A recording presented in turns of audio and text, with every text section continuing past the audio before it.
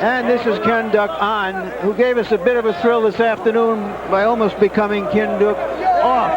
He was threatening not to go through with the fight in a dispute over money with promoter Don King. It was later resolved at the insistence of New Jersey Boxing Commissioner Larry Hazard in Ahan's favor. As you can see, he readies for his first championship fight. Kyung Ahan from the Jeonju province of South Korea is 29 years old. He has been boxing for 7 years as a professional. This will be his first fight on this side of the Pacific Ocean. He saw the Taylor-Chavez bout and told us he was more impressed with Meldrick Taylor. Korean fighters typically are very strong, very determined, well-conditioned, but lacking in world-class boxing skills. Kyung Ahan has had 30 bouts, 29 wins. The one loss took place a few years back. 13 knockouts and 29 wins is indicative of suspect power. Maybe not the kind of punching power he would need to put up a stiff battle against Julio Cesar Chavez.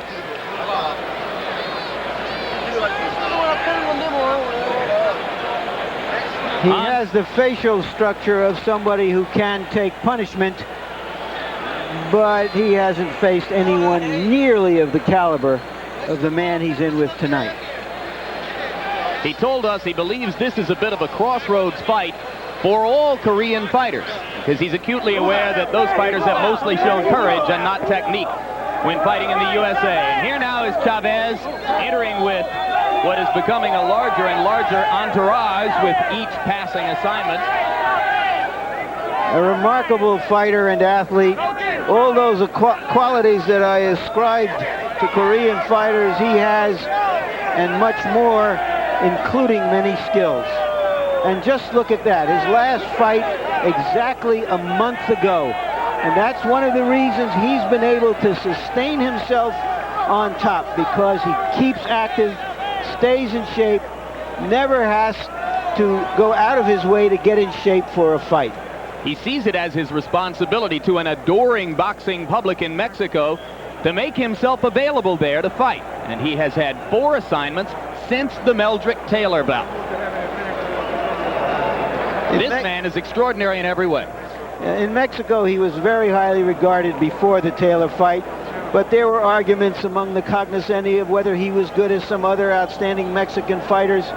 But after the drama of his victory over Taylor, he went up a notch, he says, and now so much is expected of him.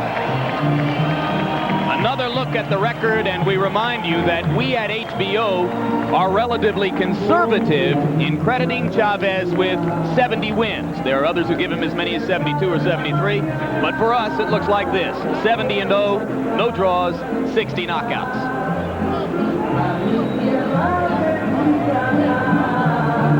Tail of the tape, and you will see that there is little difference between the two. An inch height advantage for Ahan. They weighed in at the same weight, 1 pound under the limit. The reach is identical at 71 inches. And here are our punch stat numbers, which give you a profile of how active these fighters are. Of course, it's very difficult to assess these, given the difference in the caliber of opposition they have faced. New Jersey rules for the bout. 3 judges will score it on the 10-point must. No standing 8 count, no 3 knockdown rule, and a fighter cannot be saved by the bell in any round, including the 12th. A New Jersey rule.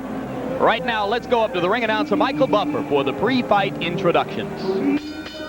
Ladies and gentlemen, good evening and welcome to Atlantic City's Convention Hall by way of Donald Trump's Trump Plaza Hotel and Casino here on the boardwalk in Atlantic City, New Jersey. This bout is approved by the New Jersey State Athletic Control Board. Boxing commissioner here in the Garden State is Larry Hazard Sr. The chairman, Jerry Gormley. Board members, Gary Shaw and Richard Harrison. Deputy commissioners are Lawrence Wallace and R. Yogi Hiltner. Chief physician at ringside is Dr. Frank P. Doggett. Also in attendance, Dr. Earl Shaw and Dr. Paul Williams. This bout is also sanctioned by the World Boxing Council, President Jose Suleiman, and ringside supervisor Gabriel Peña Garicano. The IBF is also sanctioning this bout. President Robert W. Lee and supervisor ringside Marion Muhammad. Alternate referee Tony Orlando, counting for the knockdown seconds, and a timekeeper is Roosevelt Gilbert. The three judges assigned at ringside for this bout. First of all, from Puerto Rico, Angel Guzman. From Switzerland, Franz Marti. And from the United States, Frank Brunet. And now, ladies and gentlemen, Don King Productions, in association with the Trump Plaza, presents 12 rounds of boxing for the WBC Super Lightweight and IBF Junior Welterweight Championships. The referee for this bout, working for the 72nd time in a world title match, is Tony Perez. Introducing first, fighting out of the blue corner, wearing the red trunks with red letters. He weighs an even 139 pounds. From Jinju, South Korea. His professional record, an outstanding one, 29 victories, 13 by KO, only one defeat. He's the #1 ranked challenger in the world. Ladies and gentlemen, welcome Kyung Ahan.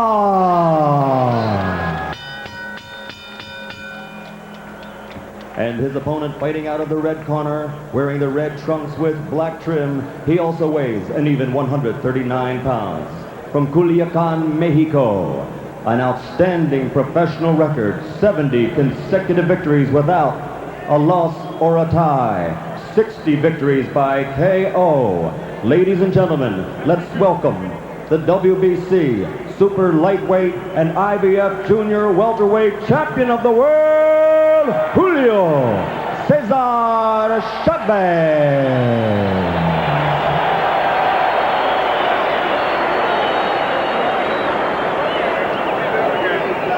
This is Meldrick Taylor country, so that was a very nice reception. Hey, Don, how you doing? Huh? Oh.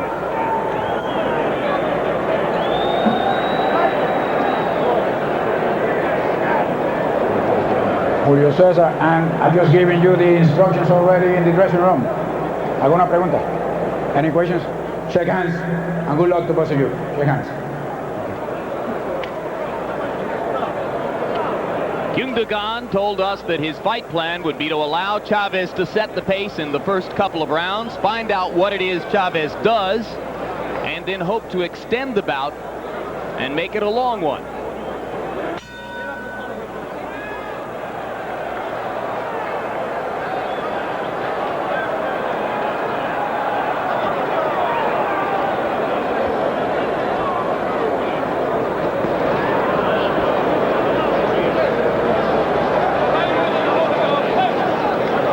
Is known to be a slow starter who builds momentum from the second and third rounds onward.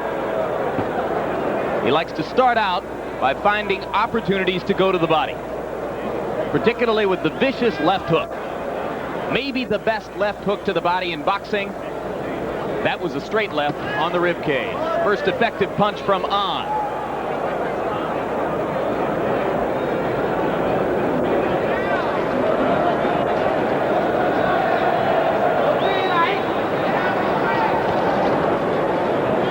At the moment, Ahan appears to be a little cuter than we're used to seeing in the many Korean challengers who have come to America.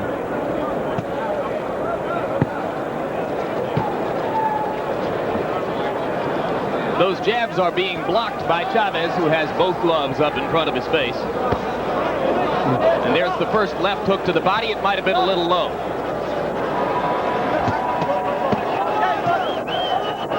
Tries a left hook to the body. Nice combination, 4-punch combination, one of them landed.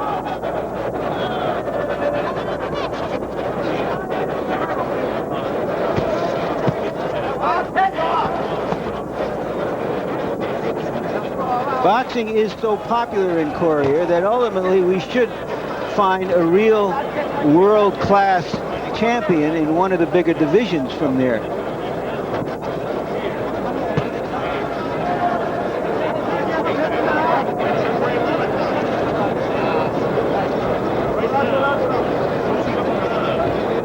You may recall that many Korean boxers did well at the '88 Olympics in Seoul. Although, of course, many of us will just remember the one Korean boxer who sat down in the ring for about an hour after the fight. There's another outstanding combination from Kyung Ahan, Larry. 4 punches, the last 2 of which connected solidly. He seems to be warming up a little bit.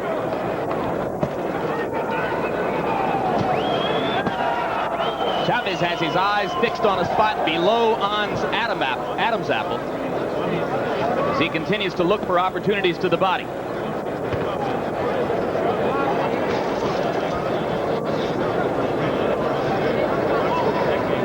And as we go to the corners between rounds, interpreters in both corners. Ruben Castillo, former two-time world champion, will bring us the information from Chavez's corner, and Ron Lee, who has helped us in the past with Korean fighters, will do so in Ahan's corner. The spit bucket, you bring the spit bucket up. Come on, hey, get the spit bucket. Okay.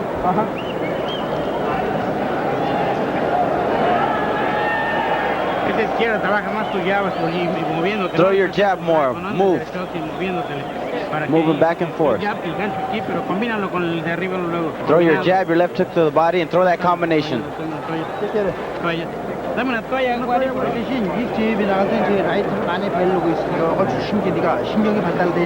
Come on, keep your mind straight. Keep your mind straight. You did it right. You did it right. All right, seconds out. Watch out. Watch out for his right jabs.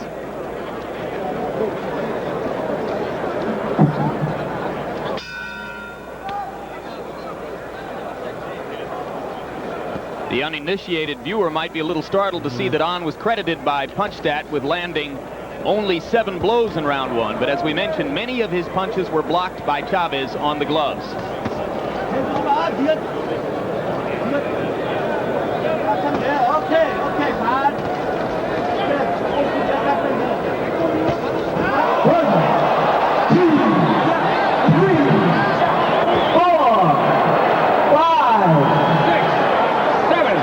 A straight right hand, the punch that finished Meldrick Taylor.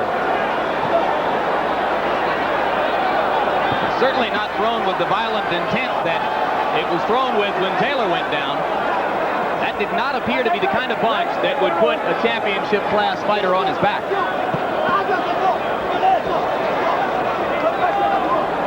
Unless it was a harder punch than he's ever been hit before. He told us he had never been down before.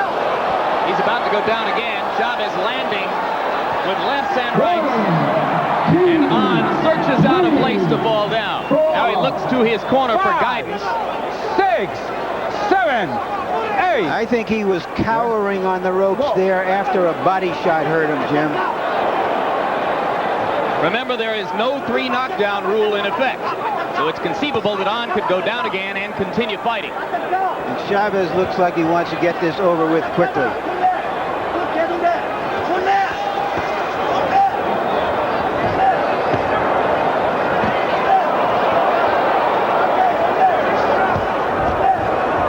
Ahan is willing to try to keep Chavez busy.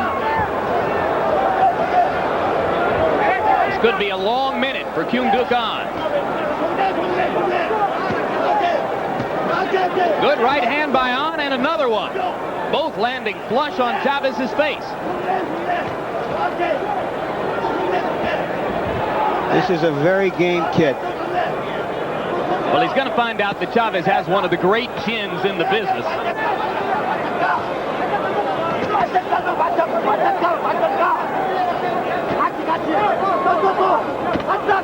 He's not backing off, trying to defend himself with offense. Landed another right hand at long range, and there's a left and another left. Chavez digs a hook to the body, and that stops Ahan for just a moment. All in all, a pretty courageous show by Kyung Ahan, who has been down twice in the round but has rallied. Another left hook to the body, and Chavez gets in a right hand in the closing seconds of round number 2.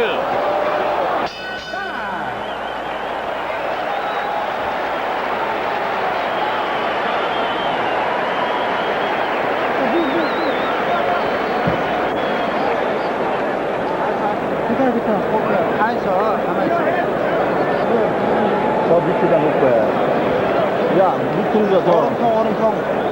Come on, get close to him. Get really close to him. You gotta keep moving. 얼음 물주머니 어디 갔어? 얼음 물주머니. Okay, let's take a look at this now. First, that straight right hand, which I think stunned more than hurt on. There you see it again.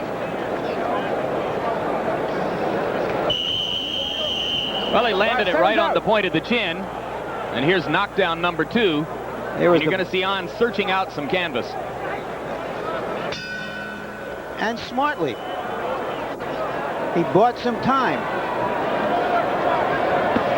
You know, Chavez is absolutely obsessed with getting a rematch with Meldrick Taylor, and he kidded with us yesterday that he was going to make this a long fight and maybe not look so great to entice Taylor into a rematch quickly.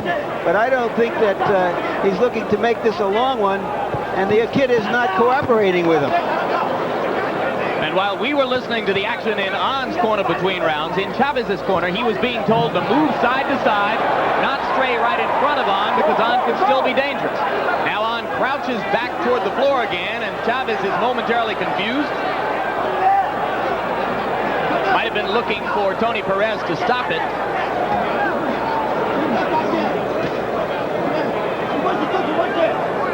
In the opening 20 seconds of this round, they traded blows in the center of the ring, with Ahan giving just as good as he was getting.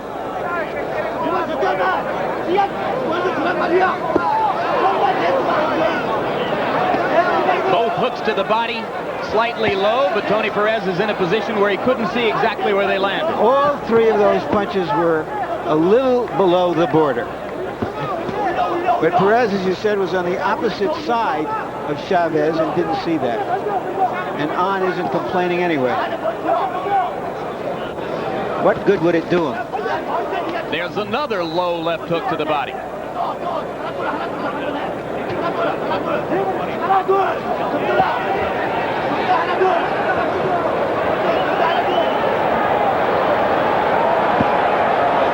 More than halfway through round 3, and Ahan is beginning to slow down. He's not fighting back now quite as vigorously as was the case in the final minute of round 2. And you have to believe that the body punches are taking their toll. Down he goes. And half the crowd has gotten excited over some kind of ruckus that's happening behind us. Jim, that's what you were hearing before that knockdown. Come on. Ahan cannot go on, and he retires. Or as we say in America, he quits.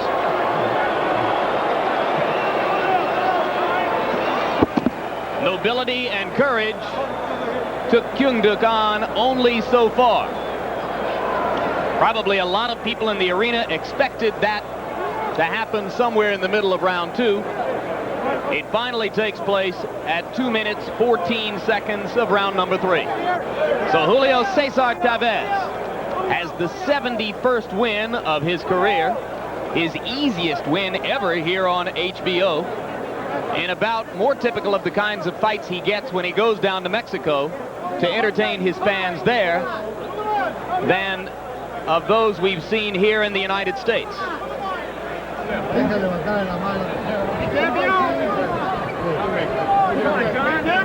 Let's take a look back now at the action from round 3, which led to Ahan's retirement, prompted by the 3rd knockdown of the bout. The trademark left hook to the body, a combination, and Ahan was down in his own corner. And though we could not hear it from here, since he went down in his own corner, it's entirely possible that his handlers, through the ropes, suggested that this would be enough. He was able to get up well before the count of 10. There it is, digging the hook to the body, and you can see Ahan putting his right arm down to try to protect himself there, making it easy for Chavez to land the 1-2 combination that finished things off. Ladies and gentlemen, the official time, 2 minutes, 14 seconds of the 3rd round. Referee Tony Perez stops this contest. The winner by TKO, still undefeated, still champion, Julio Cesar Chavez.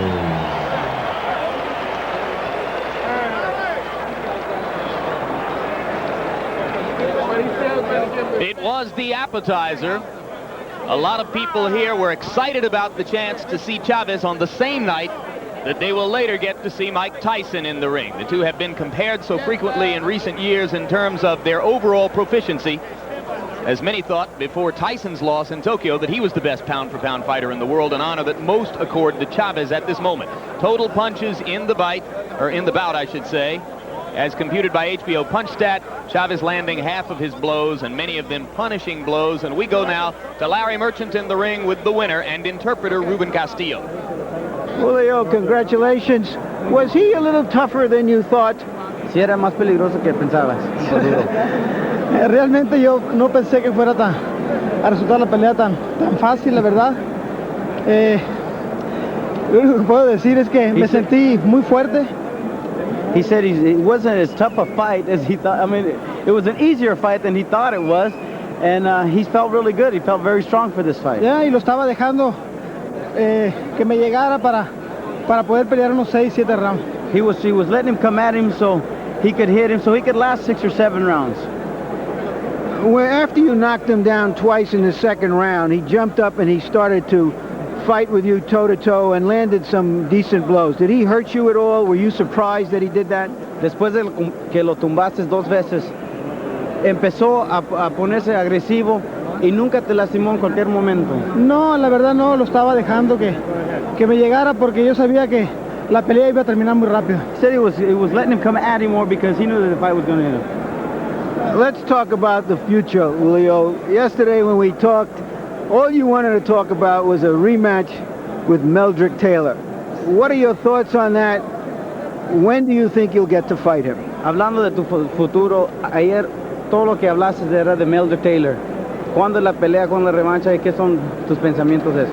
Yo quisiera que la pelea se hiciera lo más pronto que se pueda para demostrarle a todo el mundo, a Meldrick Taylor y al que esté enfrente conmigo que yo soy mejor que ellos.